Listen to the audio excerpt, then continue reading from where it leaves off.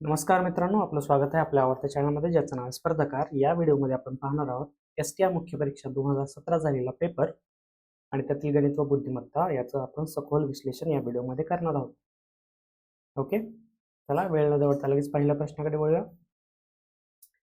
हा कन्सेप्ट आहे डिजिटल समचा. या प्रश्नामध्ये आपण कन्सेप्ट वापरणार आहोत डिजिटल सम कन्सेप्ट म्हणून. पहिल्यांदा ती कन्सेप्ट आपण समजून घेऊया, मग त्या कन्सेप्टचा वापर आपण या प्रश्नामध्ये करूया. काय कन्सेप्ट शिकायचे आपल्याला? डिजिटल सम. ओके, डिजिटल सम. मग डिजिटल सम शिकताना आपण एक एक्झाम्पलचा वापर करूया. एक एक्झाम्पल म्हणजे काय? समजा लक्ष देऊन बघा, एकदम बेसिक पासून जाऊया, फक्त तुम्ही लक्ष द्या. आता एक एक्झाम्पल घेऊया, 54 गुणिले 21 आणि ऑप्शन दिलेत आपल्याला. Option 1 1124, option 2 1134, option 3 1144, option 4 1154. तुम्हाला सर यात काय अवघड आहे? आपण गुणाकार करूया आणि याचं उत्तर काढूया. नाही, पण आपल्याला डिजिटल समचा वापर करायचा आहे. डिजिटल समचा वापर करून आपल्याला उत्तरापर्यंत पोहोचायचं आहे. डिजिटल सम म्हणजे काय? जे दिलेले अंक आहेत, ज्या संख्या आहेत, त्यांच्या अंकांची करायची आपण बेरीज आणि त्या पद्धतीने गुणाकार करून प्रश्न सुटता येते का बघायचं आपल्याला. 54 गुणिले 21, मग आपण काय करायचं? पहिल्यांदा 54 मधील अंक आहेत 5 आणि 4, यांची करायची बेरीज. 21 या संख्येतील अंक आहेत 2 अधिक 1. 5 आणि 4 येतं 9, 2 अधिक 1 येतं 3. मग यांचा गुणाकार करायचा. गुणाकार येतो 27, 9 त्रिक 27. मग 27 मधील अंक म्हणजे 2 अधिक 7 यांची करायची परत बेरीज, येते 9. याला म्हणायचं या गुणाकाराचा डिजिटल सम. आता 9 दिलेले ऑप्शन आहेत, त्यातील प्रत्येक अंकांची बेरीज करायची संख्यामधील. मग 1 अधिक 1 2, 2 आणि 2 4, 4 आणि 4 8, 1 आणि 1 2 आणि 3 5 आणि 4 9, 1 आणि 1 2 4 6 आणि 4 10, 10 म्हणजे 1 प्लस 0 एकच येणार आणि 1 प्लस 1 2 आणि 5 7 आणि 4 11, 11 परत आपण करणार 1 अधिक 1 बरोबर आला 2. मग डिजिटल सम मधून याचं उत्तर आलंय 9. मग इथं 9 कुठे आहे का? ऑप्शन मध्ये 9 आहे बघा, ऑप्शन क्रमांक 2, म्हणजे आपलं उत्तर आलेलं 1134. आता आपण शंका येते आपल्याला, तर आपण काय करू? आपण जो गुणाकार करतो त्या पद्धतीने गुणाकार करूया आणि तो 1134 येतोय का चेक करूया. 1 ने आपण 4 आणि 5 ला गुणा, 1 4 4 1 5 5, 0 ला आहे तसं 2 चौक 8 2 पंचे 10, 4 ला 4 8 आणि 5 13, हातचा ला 1 1 ला 1 1 ला 1, 1134 आलं उत्तर. तेच आपलं 1134 आलं. पण आपण डायरेक्ट गुणाकार न करता आपण डिजिटल सम या कन्सेप्टचा वापर केलेला आहे आणि त्याच्यानुसार उत्तर काढलेलं आहे. हे कधी करायचं? जेव्हा खूप मोठ्या मोठ्या संख्या असतात आणि खूप प्रमाणात संख्या असतात, त्यांच्या आपल्याला बेरीज किंवा गुणाकार अशा पद्धतीने जर करायचं सांगितलं असेल प्रश्नामध्ये, तर आपण हा कन्सेप्ट वापरतो. कोणता? डिजिटल सम. आता हा कन्सेप्ट थोडा प्रमाणात तुम्हाला समजला असेल. आता याचा वापर आपण आयोगाने दिलेल्या प्रश्नामध्ये कसा करायचा, तर ते आपण इथे पाहणार आहोत. प्रश्न वाचूया. 1 3 5 7 9 या अंकांची पुनरावृत्ती होऊ न देता अंकांचा वापर करून 5 अंकी संख्या तयार केल्या. अशा सर्व शक्य संख्यांची बेरीज दर्शवणारा पर्याय निवडा. म्हणजे 1 3 5 आणि 7 आणि 9 या 5 संख्या आहेत. या संख्या पुनरावृत्ती न होऊ न देता याच्या किती प्रमाणात, किती प्रकारे संख्या तयार करतात हे पहिल्यांदा काढायचे. मग बघा, आपल्याला फॅक्टोरियल कन्सेप्ट माहित आहे. जेव्हा 5 अंक असतात तेव्हा मी काय करणार? मला जर या अंकांचा वापर करून संख्या तयार करायच्या असतील तर किती प्रकारे संख्या तयार होतात, तर मी काय करणार? दिलेले अंक किती आहेत? 5, त्याला 5 फॅक्टोरियल करणार. 5 फॅक्टोरियल म्हणजे काय असतं? 5 गुणिले 4 गुणिले 3 गुणिले 2 गुणिले 1. चला गुणाकार करा. 5 चौक 20, 20 त्रिक 60, 60 2 120, म्हणजे 120 संख्या, म्हणजे 120 प्रकारे यांची संख्या मी तयार करू शकतो. म्हणजे कसं कळतंय तुम्हाला? 1 3 5 7 9 ही संख्या तयार झाली. मग 1 ठेवला इथं, 5 अगोदर घ्या, 5 3 7 9. परत 1 ठेवला, परत 7 वरती घेतला, 3 5 9. म्हणजे अशा प्रकारे संख्या तयार करायच्यात ज्या की संख्या रिपीट होता कामा नये. म्हणजे 1 3 5 7 9 अशी परत संख्या भेटली नाही पाहिजे. म्हणजे अशा प्रकारे पहिल्यांदा 1 ठेवला, मग तुम्ही 3 सुरुवातीला ठेवा, मग 5 सुरुवातीला ठेवा, मग बाकीच्या 4 अंकांची अदलाबदल करा. अशा प्रकारे तुम्ही 120 संख्या तयार करू शकता. समजते? बरं, कळालं मला 120 संख्या आहेत. आता मला डिजिटल समचा वापर करायचा आहे, बरोबर. मग डिजिटल सम म्हणजे समजा ही संख्या तयार झाली 1 3 5 7 9. म्हणजे कोणतीही संख्या घ्या, यांची करूया बेरीज 1 अंकांची, 1 3 5 7 9, बरोबर. आता यांची बेरीज किती? 1 आणि 3 4 आणि 5 9, 9 7 16 9 25. म्हणजे कुठलीही संख्या घ्या, ह्या 120 संख्या ज्या तयार होतात यांच्यापैकी कुठलीही संख्या घ्या, त्यांच्या अंकांची बेरीज तर सेमच राहणार आहे. किती? 25, बरोबर. मग आता मला सगळ्या संख्यांची, ह्या सगळ्या संख्यांची मला काय करायची? बेरीज करायची. मग जर 120 संख्यांची बेरीज करायची आहे आणि प्रत्येक संख्या मधील अंकांची बेरीज 25 येते, तर मित्रांनो येणारी पूर्ण संख्या किती असणार आहे? आता आपल्याला इथं कन्सेप्ट काय आला? आता इथं डिजिटल समचा कन्सेप्ट आला परत एकदा. मग 120 परत 120 मधील काय करणार? अंकांची बेरीज करणार. 1 + 2 + 0 आणि या 25 अंकांची बेरीज करणार 2 + 5. मग हे किती झालं? 2 आणि 1 3 आणि हे 2 आणि 5 7. 7 झालं. 7 त्रिक किती आलं? 21 आलं. परत एकदा या अंकांची बेरीज करणार 2 + 1 बरोबर येणार 3. म्हणजे येणाऱ्या बेरजेची डिजिटल सम सुद्धा 3च यायला हवी असा पर्याय आपल्याला शोधायचा आहे. कोणत्या पर्यायामध्ये? या पर्यायामध्ये. म्हणजे मी 120 संख्या, सगळ्या संख्यांची मी काय केलेली? बेरीज केली. डिजिटल सम काय आलाय? 3 आलाय. म्हणजे या ऑप्शन पैकी कोणत्या संख्येचा डिजिटल सम हा 3 येतोय ते आपलं उत्तर बरोबर आहे. बघा, मी परत एकदा सुरुवातीला सांगतो. 120 संख्या काढल्या, प्रत्येकाचा सम आहे आपल्याला 25. मग आपण या 120 संख्यांचा डिजिटल सम काढायचा प्रयत्न केलाय. मग गुणिले 25 केलं, कारण की एवढ्या संख्या येणार ना, 120 संख्या आहे, त्या सगळ्यांची मला बेरीज करायची आहे. मग प्रत्येकाचा जर डिजिटल सम 25 असेल तर 120 संख्यांचा किती येणार? परत एकदा डिजिटल सम हा कन्सेप्ट वापरला आपण आणि डिजिटल सम आला 3. सर्व संख्यांची बेरीज विचारले ना, सर्व शक्य संख्यांची बेरीज. आता या ऑप्शनमधून मला काय करायचंय? या ऑप्शनमधून कुठल्या संख्येचा डिजिटल सम 3 येतोय तो चेक करायचा आहे. 6 6 6 6 6 6 6. पहिला ऑप्शन बघतोय मी. 1 2 3 4 5 6 7. मग चला याचा डिजिटल सम काढूया. 6 7 6 प्रत्येक अंकाची बेरीज करायची मला. मग 6 + 6 + 6 + 6 7 वेळेस. मग 6 7 42 आणि 42 कन्सेप्ट केला. 4 + 2 किती येतोय? 6 येतोय. म्हणजे हा ऑप्शन येणार नाही. ऑप्शन 2 बघूया, इथेच करतो. 6 6 6 6 6 6 किती इथे लिहितो? 6 6 6 6 वेळेस 6 आणि 0. मग 6 वेळेस 6 म्हणजे 6 6 36, बरोबर. सगळ्यांची बेरीज केली ना मी. 6 + 6 + 6 + +0 आणि 6 आणि 3 काय झालं मित्रांनो? 6 आणि 3 झालं 9. 9 येते का? नाही, हा सुद्धा चुकला ऑप्शन.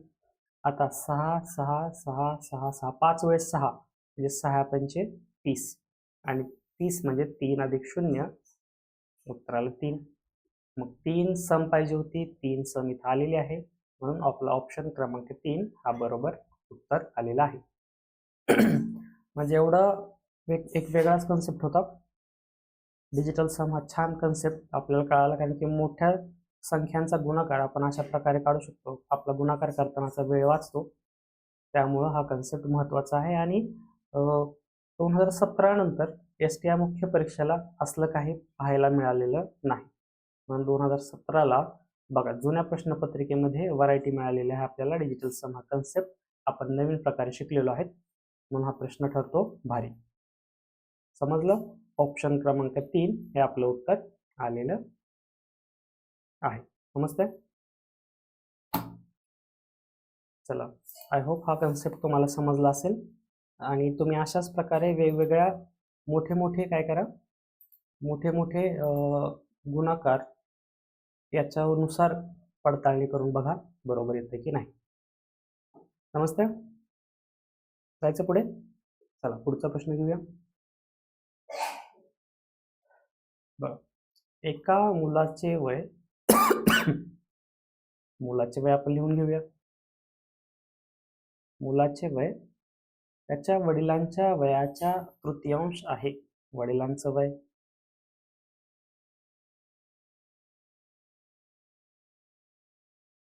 आता बघा, आता मला तर कळालं एक मुलाचं वय जे आहे समजा x असेल तर वडिलांचं वय किती पाहिजे, 3x पाहिजे, कारण की वडिलांच्या वयाच्या 1/3 मुलाचं वय आहे. मुलाचं वय जेवढं आहे त्याच्या तिप्पट वडिलांचं वय, असं उलट सुद्धा म्हणू शकतो. मग जर मी मुलाचं वय x मानलं तर वडिलांचं वय किती आहे, 3x. इथपर्यंत थांबूया, बाकीचं परत वाचूया. पहिल्यांदा ऑप्शन चेक करूया. मग असे कोणते ऑप्शन आहेत की जिथं मुलाचं वय 1 पट आहे आणि वडिलांचं वय तिप्पट आहे. बघा, 12 12 36 बरोबर, हे एक येऊ शकते. 20 20 2 40 हे येतील का, नाही, दुप्पट आहे, आपल्याला तिप्पट पाहिजे होती. 8 8 24 हे येऊ शकते. 17 44 हे येतं का, 17 इथं असेल तर 51 इथं पाहिजे होतं, हे चुकलं. मग दोनच ऑप्शन येत आहेत, 12 वर्ष आणि 12. ऑप्शन क्रमांक 1 12 वर्ष 36 वर्ष, ऑप्शन क्रमांक 3 8 वर्ष 24 वर्ष. समजते? चला आता पुढचं वाचूया. 12 वर्षानंतर, आता पहिल्यांदा एक ऑप्शन हा, जो पहिला ऑप्शन आहे तो चेक करायचा आहे. 12 वर्ष आणि 36 वर्ष. 12 वर्षानंतर त्या मुलाचे वय वडिलांच्या वयाचे निम्मे होईल. 12 वर्षानंतर मुलाचं वय वडिलांच्या वयाचे निम्म. आता हे 12 जे आहे त्यात मी काय करणार, +12 करणार, कारण की 12 वर्षानंतर मला चेक करायचे. आणि हे सुद्धा वडिलांचं वय सुद्धा 12 वर्षानंतर काय ते बघतो. मग 12 वर्षानंतर 12चं होणार 24 आणि 36चं 12 वर्षानंतर होणार 48. मग 24 आणि 48 यामध्ये काय संबंध येतो, तर 24 हे 48च्या निम्म आहे. तेच सांगितलंय की मुलाचं वय हे मुलाचं वय वडिलांच्या वयाच्या निम्म आहे.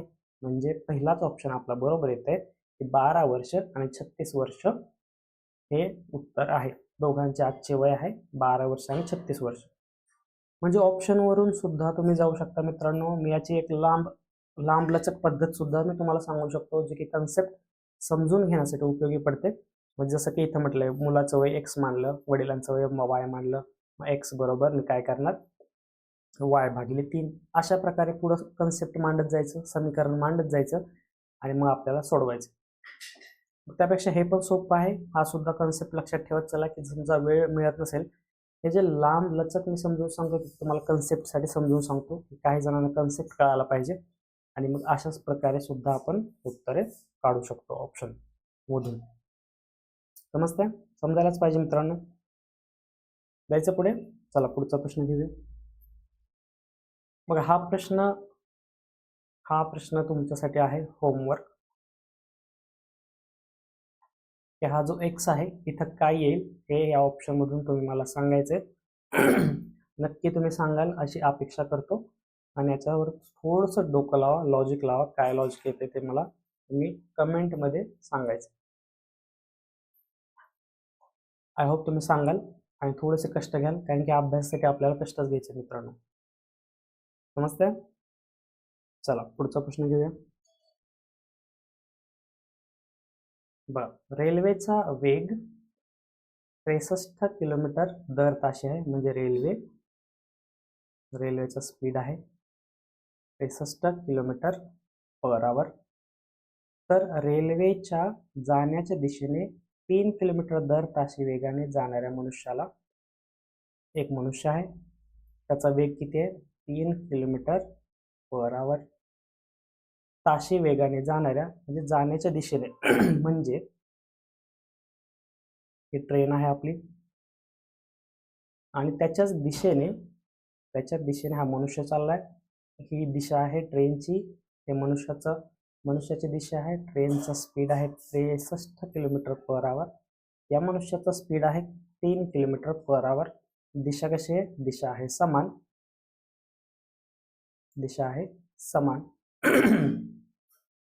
तर 500 मीटर लांबीची रेल्वे किती सेकंदामध्ये पार करेल? 500 मीटर लांबीची रेल्वे किती सेकंदामध्ये पार करेल? बघा, कन्सेप्ट असा आहे, जेव्हा दिशा समान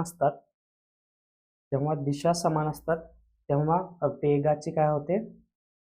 वेगाची होते वजाबाकी. लक्षात ठेवायचे. जेव्हा दिशा विरुद्ध असतात तेव्हा वेगाची करायची आपल्याला बेरीज. हे लक्षात ठेवायचं आपल्याला. मग आता काय करायचं? अजून काय दिले? लेंथ दिले 500 मीटर. आपल्याला फॉर्म्युला माहित आहे, वेग बरोबर काय? वेग बरोबर काय मित्रांनो? डिस्टन्स म्हणजे अंतर भागिले काळ म्हणजे टाइम, म्हणजे v बरोबर d/t. आता v किती येणार आहे? जेव्हा समान दिशा असतील तेव्हा वेगाची वजाबाकी करणार आहे, म्हणजे 63 वजा 3 करावं लागणार मला.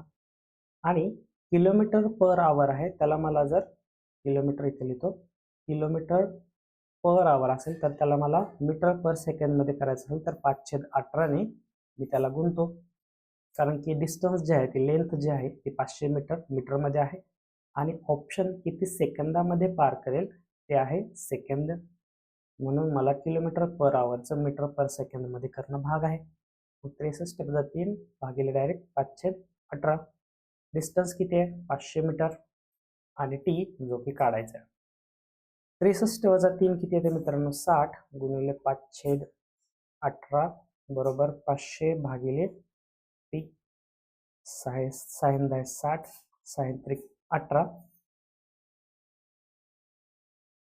10 0 0 कट, 5 1 5 5 1 5 5 0 0. टी बरोबर 10 गुणिले 3. हे 3 इकडे गेले, हे 3 आणि हे 10च उरलं होतं आणि हे टी उरलं होतं. टी इकडे जाणार आणि 3 इकडे जाणार. मग टी बरोबर 10 गुणिले 3 म्हणजे 30 सेकंद.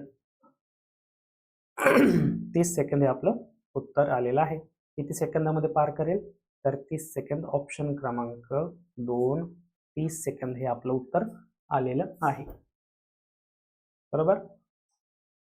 म्हणजे पूर्ण परत एकदा वाचू की जर रेल्वेचा वेग 63 आहे, मनुष्याचा वेग 3 किलोमीटर, जाणाऱ्या किलोमीटर पर सेकंड किलोमीटर पर आवर जाणाऱ्या मनुष्याला 500 मीटर लांबीची रेल्वे 30 सेकंदात पार करेल. किती? 30 सेकंदात पार करेल. समजतंय? ऑप्शन क्रमांक 2 30 सेकंद. जायचं पुढे. चला पुढचा प्रश्न घेऊया.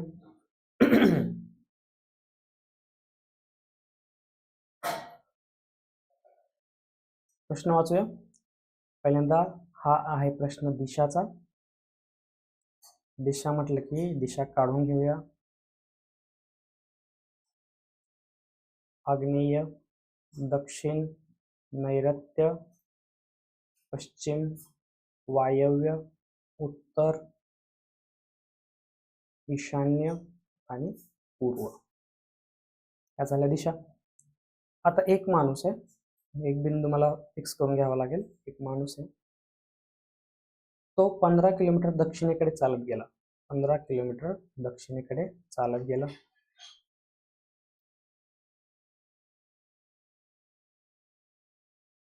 नंतर उजवीकडे वळाला. उजवी म्हणजे ही बाजू, बरोबर. उजवीकडे वळाला. किती? 13 किलोमीटर. तो डावीकडे वळाला. नंतर हा कोणता आहे? हा डावा आहे. डावीकडे वळाला. 25 किलोमीटर चालला. आता तो प्रारंभ स्थळाच्या कोणत्या दिशेला आहे? आता प्रारंभ हा आहे आणि सध्या तो इथे आहे, म्हणजे तो या डायरेक्शनला आहे. या डायरेक्शनला म्हणजे मित्रांनो हा प्रारंभ, तर हा डायरेक्शन कोणता आहे? नैऋत्य. ऑप्शन क्रमांक 1 नैऋत्य हे उत्तर आहे. त्यांनी आपल्याला डिस्टन्स वगैरे विचारलं नाही, अंतर विचारलं नाही प्रारंभ ठिकाणापासून. आपल्याला डायरेक्ट त्यांनी विचारले की कोणत्या दिशेला आहे. आरंभ जिथून केला स्टार्टिंग पॉइंट, त्या स्टार्टिंग पॉइंट पासून हा जो त्याने एंड केला इथं एंडिंग पॉइंट, ती दिशा कोणती? तर ती दिशा आहे नैऋत्य. बरोबर. हे दिसतंय आपल्याला, म्हणून मी अगोदर दिशा काढली म्हणजे तुम्हाला दिशाचं ज्ञान व्हावं आणि मग या ऑप्शन मधून आपल्याला उत्तर काढलं आपण. ऑप्शन क्रमांक 1 नैऋत्य हे उत्तर आहे आपलं. जायचं पुढे. चला पुढचा प्रश्न घेऊया.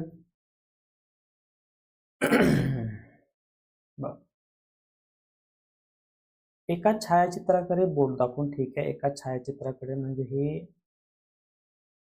फोटो आहे. अनुराधा, हे अनुराधा आहे, बोट दाखवते इथं. अनुराधाने शशीला सांगितले, समजा हा शशी आहे इथं, शशी आणि अनुराधा गप्पा मारतायत. मग अनुराधा फोटोकडे बघून शशीला काय सांगते, तर छायाचित्रातील मुलगी ही माझ्या लहान बहिणीच्या आजीच्या, अनुराधा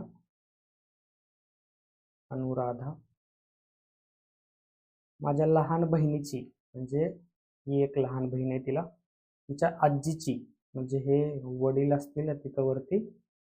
मी जागा जरा मोकळी करतो.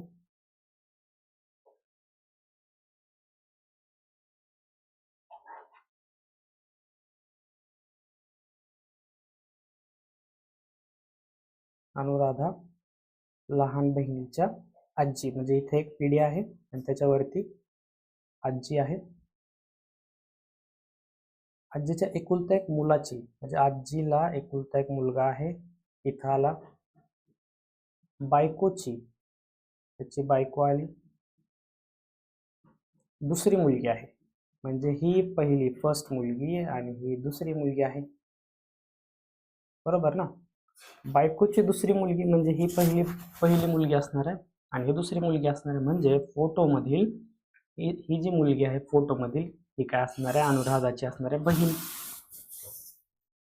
एकुलते एक ह्या लहान बहिणीच्या आजीच्या एकुलत्या एक मुलाच्या बायकोची लहान मुलगी आहे, म्हणजे ही मोठी मुलगी आणि ही लहान मुलगी. म्हणजे छायाचित्रातील मुलीचे अनुराधाशी काय नाते आहे, तर त्या दोघी बहिणी आहेत. ऑप्शन क्रमांक 1 बहीण हे उत्तर आलेलं आहे. समजते. म्हणून नातेसंबंधाचा एक व्हिडिओ आपण आपल्या YouTube चॅनलला टाकलेला आहे, तो तुम्ही नक्की पहा. त्याच्यावरती सांगितलेलं आहे की नातेसंबंधांचे प्रश्न कशा प्रकारे सोडवायचे. समजते. चला पुढचा प्रश्न घेऊया. हे समजलं. चला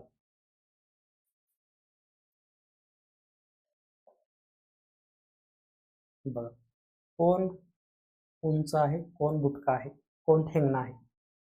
आपण सगळं मांडून घेऊया. समीर हा कबीर पेक्षा उंच आहे. समीर म्हणजे एस करूया. समीर हा कबीर पेक्षा उंच आहे.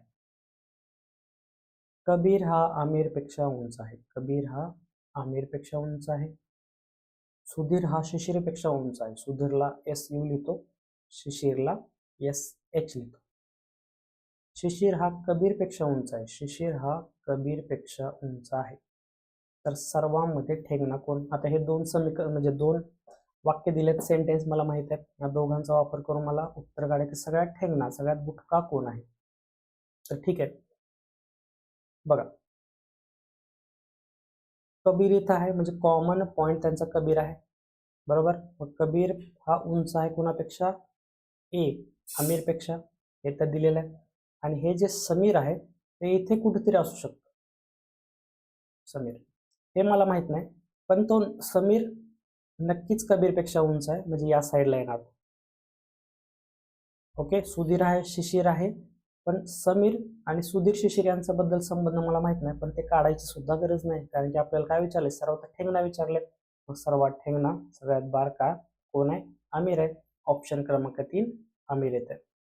म्हणून मला सुधीर शिशिर आणि समीर बद्दल जरी माहित नसेल त्यांचा सहसंबंध, पण मला नक्की माहित आहे की ते सर्व कबीरपेक्षा उंच आहे. मग ते या साईडला येणार. आणि सगळ्यात लहान कोण आहे, सगळ्यात ठेंगणा कोण आहे, सगळ्यात बुटका कोण आहे, तर सगळ्यात बुटका आहे आमिर, आणि तो सगळ्यात शेवटी आहे. म्हणून ऑप्शन क्रमांक 3 आमिर हे आपलं उत्तर आलेलं आहे. सोपा प्रश्न होता. फक्त कॉमन लिंक आपल्याला ओळखायची होती आणि मांडायची होती. पण कन्फ्युजन काय करायचं होतं, कन्फ्युजन करायचं नव्हतं की समीरला कुठे ठेवायचं. समीरला कुठेही ठेवायची गरज नव्हती. फक्त मला हे जाणून घ्यायचं होतं की समीर हा उंच आहे कबीरपेक्षा, तो उंच आहे, आपल्याला ठेंगणा विचारले, हे कळलंच आहे, ते आपल्याला गरज नाही, म्हणून आम्ही उत्तर आहे ऑप्शन क्रमांक 3. जायचं पुढे. चला पुढचा प्रश्न घेऊया. बघा वीणाकडे काय आहे, वीणाकडे रंगीत गोट्यांचा संग्रह आहे. ती म्हणते आता वीणाकडे गोट्या आहेत. मी जर दोन असमान संख्यात गोट्यांची विभागणी केली, तर ठीक आहे, तिच्याकडे गोट्या होत्या, त्याच्यात दोन असमान भाग केले, एक x मानूया, एक y मानूया, तर त्यातील फरकाची 56 पट, फरकाची म्हणजे वजाबाकी, x वजा y याची 56 पट, बरोबर. या दोघांचा फरक केला आणि त्याची 56 पट केली, ही त्या संख्यांच्या वर्गातील फरका इतकी असेल, ही ती संख्यांच्या वर्गाची फरका इतकी आहे. संख्यांचा वर्ग केला, त्यांचा फरक म्हणजे वजाबाकी घेतली, यांचे इतके आहे. मला एक समीकरण मिळालं. तर वीणाकडे असणाऱ्या गोट्यांची संख्या दर्शवणारा पर्याय निवडा. आता वीणाकडे गोटे किती आहेत, x अधिक y, त्याचीच असमान वाटणी केली ना, या दोघांची बेरीज म्हणजे टोटल वीणाकडे असलेल्या गोट्यांची संख्या मिळाली मला x अधिक y. आता सोडूया. x वर्ग वजा y वर्ग, मला माहित आहे x वर्ग वजा y वर्ग म्हणजे x अधिक y, x वजा y, 56 x वजा y आहे तसं, x वजा y कट करणार एकमेकांना, आणि 56 बरोबर काय आलं, x अधिक y. आणि मला x अधिक y तर काढायचं होतं, वीणाकडे असलेल्या गोट्यांची संख्या, ती आली 56. आहे का, आहे. ऑप्शन क्रमांक 2 उत्तर आलेलं आहे माझं 56. फक्त हा फॉर्म्युला माहिती पाहिजे होता की x वर्ग वजा y वर्ग बरोबर x अधिक y, x वजा y. हे जर माहित असेल आणि बरोबर समीकरण तुम्ही मांडून घेतलं असेल, तर आपल्याला उत्तर मिळालं ऑप्शन क्रमांक 2 56. समजतं, समजायलाच पाहिजे मित्रांनो. जायचं पुढे. चला पुढचा प्रश्न घेऊया. बघा,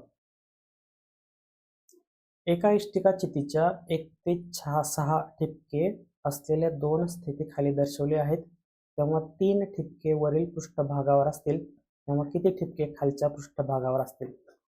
म्हणजे 3च्या ऑपोजिट साईडला, म्हणजे हा 3 आहे, याच्या ह्या पाठीमागे जेव्हा 3 ठिपके वरील पृष्ठभागावर असतील, तेव्हा किती ठिपके खालच्या पृष्ठभागावर असतील. म्हणजे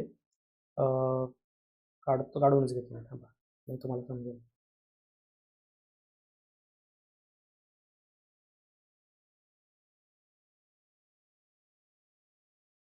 म्हणजे इथं वरती 3 असतील तर खालती किती असतील, म्हणजेच इकडे 3 असतील तर या साईडला किती असतील. मग ठीक आहे, चला काढूया आपण. बघा आता पहिल्यांदा कॉमन लिंक कोणती आहे, ही 2 कॉमन लिंक आहे. 2 एकच आहे, एकच इष्टिका चिती आहे, त्यांच्याच दुसऱ्या वेगवेगळ्या बाजू आपल्याला दाखवलेल्या आहेत. मग इथं 2 आहेत, इथं दिसतं मला, इथं 2 आहे, इथं 2 आहेत. मग 2च्या साईडचे जे मोठे रेक्टँगल आहेत ते दिलेले आहेत बघा, इथं 5 दिलेला आहे आणि इकडे 3 दिलेला आहे. म्हणजे ऑब्विसली काय असणार आहे, इथं 3 असतील तर इथं 5 असणार आहेत, बरोबर. हा भाग इकडे असणार आहे, कारण की याला 2च मोठे रेक्टँगल असणार आहेत साईडला. म्हणजे इथं 3 दाखवलेत, तर वरचा जो आहे 5, 1 2 3 4 5, तोच या साईडला असणार आहे. म्हणजे झालं सोपं एकदम. म्हणजे आपलं उत्तर आलं ऑप्शन क्रमांक 3, 5 ठिपके असतील, बरोबर. म्हणून कॉमन लिंक ओळखायची. फक्त कॉमन लिंक ओळखली की तुम्हाला सोपं जातं, कारण की हे दोघं छोटे छोटे आहेत रेक्टँगल, हे मोठे मोठे रेक्टँगल आहेत. मोठे रेक्टँगल 2च्या साईडला कुठं असणार आहे, एक तर वरती असणार आहे, एक तर खाली असणार आहे. तर या साईडला असणार आहे, इकडे असणार आहे. मग इथं 5 आहे, इकडे 3 आहे, तर या साईडला नक्कीच मित्रांनो 5 ठिपके असलेला पृष्ठभाग असणार आहे. म्हणून आपलं उत्तर आलेलं आहे ऑप्शन क्रमांक 3, 5. खाली ठिपके असणार आहेत 5. समजते, जायचं पुढे. चला चला मित्रांनो, या व्हिडिओमधील STI मुख्य परीक्षा 2017 साली पडलेल्या गणित व बुद्धिमत्ताचे प्रश्न यातील हा शेवटचा प्रश्न आपण बघूया. काय म्हणतो प्रश्न, एका प्रदर्शन कक्षात विविध रंगाच्या 7 गाड्या आहेत. निळ्या रंगाची गाडी ही पिवळ्या व जांभळ्या रंगाच्या गाड्यांमध्ये उभी आहे. ठीक आहे, काय म्हणते, निळ्या रंगाची गाडी ही कुठे उभी आहे, पिवळ्या व जांभळ्या, पिवळी व जांभळी हिरव्या रंगाची गाडी लाल व पांढऱ्या रंगाच्या गाड्यामध्ये उभी आहे. हिरवी रंगाची गाडी ही लाल व पांढऱ्या रंगाच्या गाड्यामध्ये उभी आहे. नारंगी रंगाची गाडी ही पिवळ्या रंगाच्या गाडीजवळ आहे, परंतु लाल किंवा जांभळ्या रंगाच्या गाडीजवळ नाही. आता बघा कोणती गाडी विचारली. नारंगी रंगाची गाडी पिवळ्या रंगाच्या गाडीजवळ आहे, म्हणजे पिवळ्या म्हणजे इथं नारंगी असेल ती लाल किंवा जांभळ्या रंगाच्या गाडीजवळ नाही. मग कसा येईल क्रम बघा, कसा येईल. लाल, हिरवा, पांढरा. लाल आणि जांभळ्यापाशी नारंगी नाही, बरोबर. मग नारंगीला मी मध्ये घेणार. नारंगी, पिवळी, निळी आणि जांभळी. लाल, हिरवा, पांढरा, नारंगी, पिवळा, निळे, जांभळी. किंवा काय येणार, नारंगी अगोदर घेतो. नारंगी अगोदर, नंतर पिवळा, निळा, जांभळी आणि नंतर मी काय करतो, लाल, हिरवा, पिवळा. लाल, हिरवा, पिवळा. नाही, लाल, हिरवा, पिवळा नाही. लाल, हिरवा, पांढरा. बरोबर. म्हणजे हा भाग पहिला किंवा हा भाग नंतर, बरोबर. कारण की यांचा क्रम आपल्याला दिला नाही, फक्त कंडिशन काय दिली की नारंगी हा लाल आणि जांभळ्यापाशी येणार नाही. मग लाल आणि जांभळ्यापाशी येत नाहीये, मग या प्रकारे आपण त्या मांडणी करू शकतो. ही 1 नंबर मांडणी आणि ही 2 नंबर मांडणी. समजते. मग आता आपण ऑप्शन वाचूया. निश्चितपणे खात्रीने सत्य आहे ते सांगायचंय. पिवळ्या रंगाची गाडी केव्हाही निळ्या व नारंगी गाड्यांच्या मध्ये असणार. बघा, पिवळ्या रंगाची गाडी नारंगी आणि निळ्या रंगांच्या गाड्याच्या मध्ये असणार आहे, बरोबर. यस येते, इथं सुद्धा येते. नक्कीच नेहमी पिवळ्या रंगाची गाडी नारंगी निळ्या रंगाच्या मध्ये येते, बरोबर. ठीक आहे, हे बरोबर येते, एकदम सत्य दोन्ही कंडिशन्स मध्ये. जांभळ्या रंगाच्या गाडीच्या बाजूला, जांभळ्या रंगाचा एक जांभळा आहे आणि इथे एक जांभळा आहे.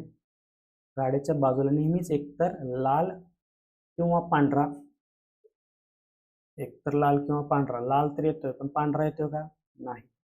पांढरा येत नाही, निळा येतोय. लाल किंवा निळा या दोनपैकी एक यायला पाहिजे, तर हे येत नाही. नारंगी रंगाच्या गाडीच्या बाजूला, नारंगी कुठे आहे, नारंगी इथे आहे आणि इथं आहे. गाडीच्या बाजूला नेहमीच पांढऱ्या रंगाची गाडी आहे. पांढऱ्या रंगाची गाडी तर आहे, पण इथं 2 कंडिशन मध्ये पांढऱ्या रंगाची गाडी शेवटी आहे, इथे येत नाही, म्हणून हा सुद्धा ऑप्शन येणार नाही. मग ऑप्शन कोणता आहे, फक्त अ बरोबर आहे. म्हणून ऑप्शन बघा, अ खेरीज एकही नाही, म्हणजे अ फक्त बरोबर आहे, निश्चितपणे सत्य आहे, ते सोडून कोणतंही सत्य नाही. म्हणून ऑप्शन क्रमांक 1 हे उत्तर आहे आपलं, अ खेरीज एकही नाही. जर मित्रांनो फक्त तुम्ही हा एकच कन्सेप्ट म्हणजे एकाच प्रकारे एकच कंडिशन लावून जर तुम्ही हा बनवला असेल तर तुम्हाला काय करता येईल, 2 ऑप्शन बरोबर येतात, 2 ऑप्शन बरोबर वाटतात. पण तसं ऑप्शनच नाहीये. मग परत वाटतं की काहीतरी चुकलंय आपलं. मग आपल्याला सेकंड कंडिशन पण लावायला लागेल की असं सुद्धा मांडणी करू शकतो. मग त्या कंडिशन मध्येच मला निश्चितपणे सत्य सांगता येईल की फक्त अ हे ऑप्शन बरोबर आहे, तो ऑप्शन सोडून दुसरं बरोबर नाही. समजले सगळे प्रश्न व्यवस्थितपणे. आय होप सगळे प्रश्न तुम्हाला व्यवस्थित समजले असतील. आणि शेवटी आपलं काय असतं की आपला व्हिडिओ आवडला असेल तर channel like, follow, share, subscribe करायला विसरायचं नाही. शेअर करायचे आपल्या मित्रांना, गरजू मित्रांना हे सगळे कन्सेप्ट कळाले पाहिजेत. त्यामुळे त्याला सांगा, त्याला शेअर करा, त्याचंही भलं होऊ द्या. अभ्यास करायलाच पाहिजे. तब तक टेक केअर, बाय.